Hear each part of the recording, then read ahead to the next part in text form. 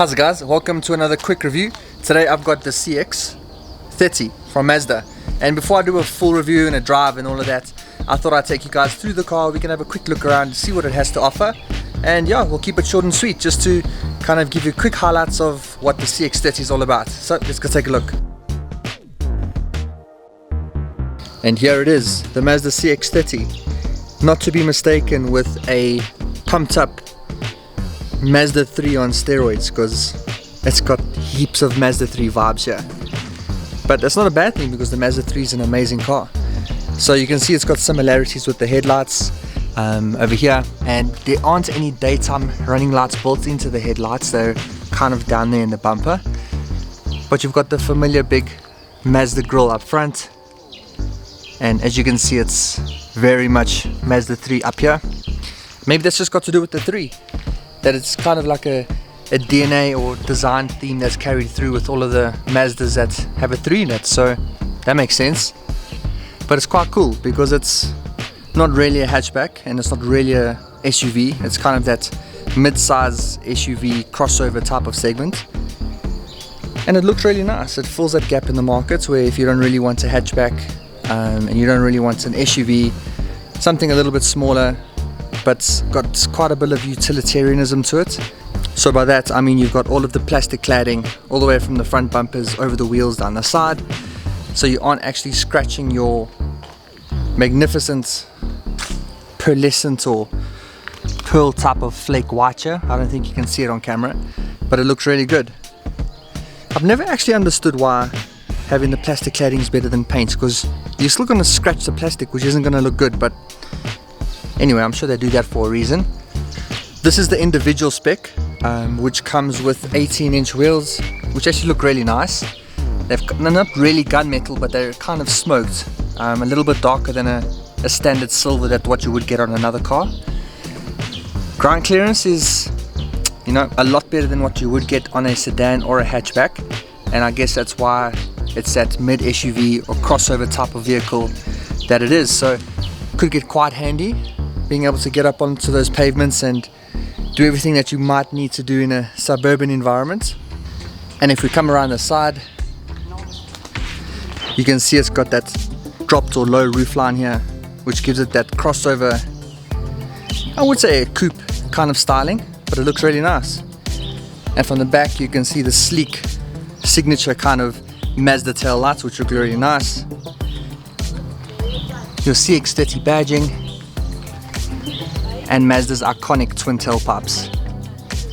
I don't know why most or other manufacturers don't do that, because it looks really good and it adds balance. And for me, being a perfectionist type of person, I like balance, so I like that. Sure, a really good looking car, really nice from the outside, and yes, it does have rear park sensors, so that will help you when getting around town.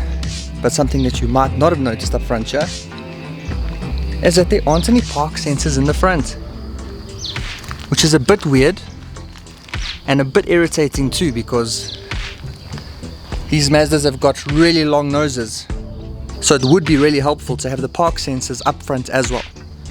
And it was something that I mentioned in my Mazda 3 review, which you can actually see if you follow the link up there.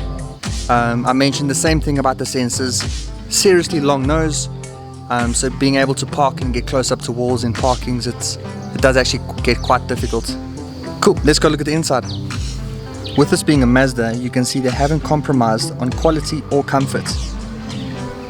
There's leather going across the top of the dash, all the way into the doors, all of the seats, down the center console onto the armrest. There's leather everywhere. And this beautiful steering wheel, one of my favorites actually. But something I'm not a massive fan on is the actual choice of color. For me, brown and black aren't the best combination that you can get out there. I wouldn't mind if this was maybe a terracotta against black, but for me brown is a little bit weird. But if we can put color aside, just have a look at the quality. You've got stitching going across the top here, which is actually really good. It's all straight, there isn't anything skew, and you've got the design detail that carries through from the dash onto the door here to make everything look completely seamless, which is really nice. And with it being a Mazda, there's no squeaking or rattling or anything like you would get from any other cars. It's pretty solid. And as I mentioned, you have a full leather interior which carries through from the back all the way to the front, and you have this really nice center armrest which is actually quite big, and it does slide for your convenience to kind of open it a little bit if you need to, or you can open it up the full way. And you've got a massive cavity down here, which what I think is an SD card slot. You've got another USB there and your 12 volts. Really nice and convenient.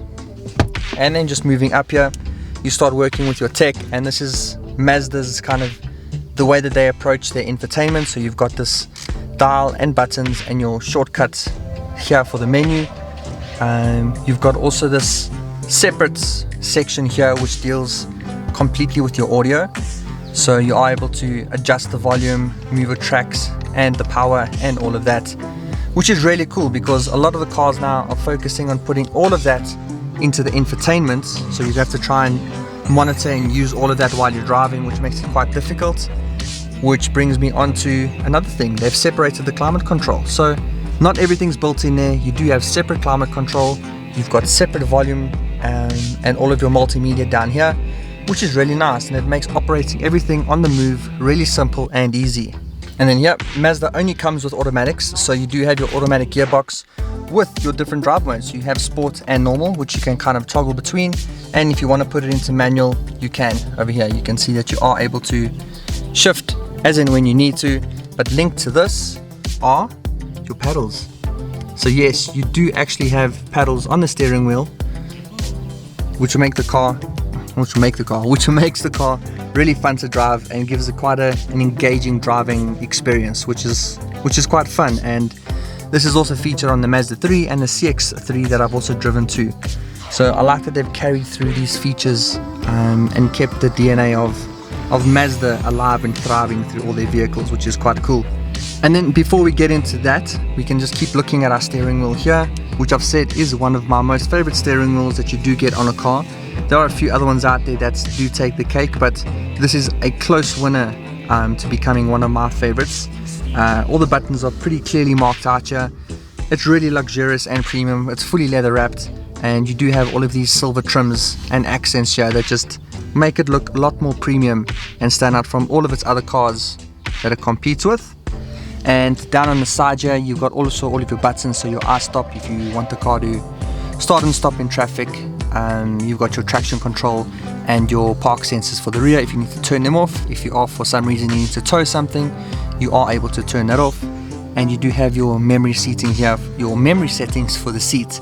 Not for the driver and passenger, but it's just 2 settings for the driver's seat only. And those with a keen eye would have noticed that little symbol on the door here. Yes, that is Bose. And that's because this is a 12 speaker Bose system that you get in this car. So you've got speakers that run across the dash, you've got them in all the doors, and you've got your subwoofer in the boot. And the sound is incredible. It's probably one of my favorite systems that you do get in a car in this class. So I always get excited when I get a Mazda because there's a lot of songs that definitely do thump in this car. And if I do get it right, I might leave a list of those songs down in the description that you can try out in your Mazda if you ever get a chance to drive it. And yes, this is a push button start, so let me get this thing going, and you can see the Mazda 30 digital display come up and alive. And it's really nice. I mean, I'm a person that does like some tactile dials here.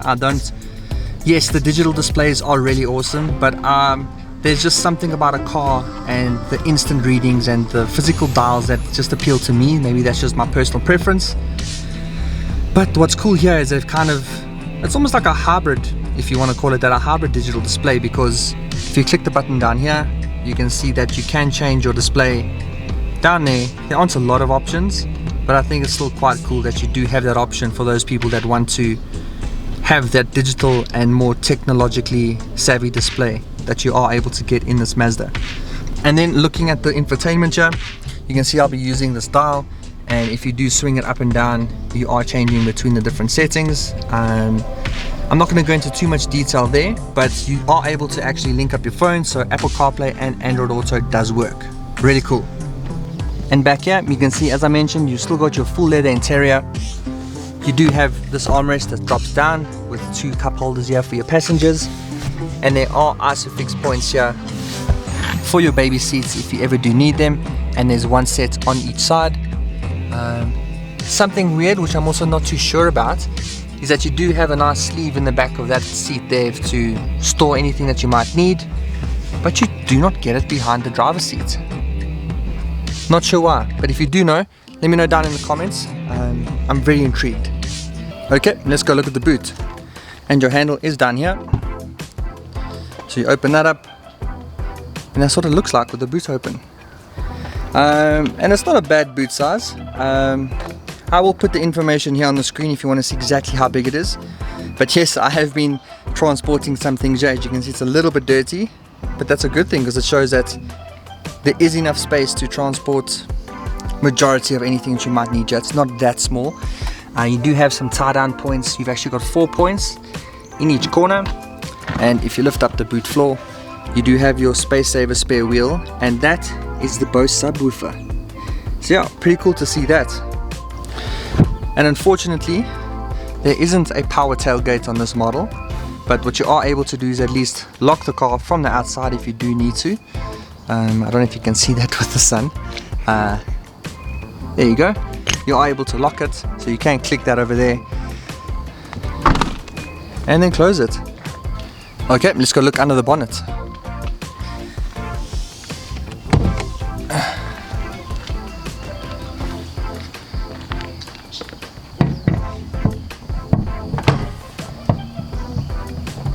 Got it. Okay, cool. And under the bonnet you can see we have, okay, you can't actually see, but yes, there is an engine, and it is a 2-litre 4-cylinder, naturally aspirated, so there aren't any turbochargers or superchargers, and it puts out 121 kilowatts and 213 newton meters of torque, which is not a bad thing at the end of the day. You are getting a more linear power delivery, so you're getting a little bit more power off the start, off the line.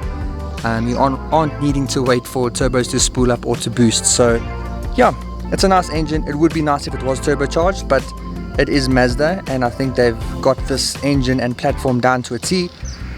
Yeah, a really enjoyable drive. So that was a quick walk around and first impressions on the Mazda CX-30. So if you want to see my full review with driving impressions and going into detail on everything on the car, then please make sure that you are subscribed, because I'm going to be doing that soon. And if there's anything in particular you want to know about the Mazda CX-30, then let me know down in the comments, and I'll be sure to cover it in the review. So until next time, I'm Greg Dennis, and thanks for watching another Greg Dennis review. Cheers!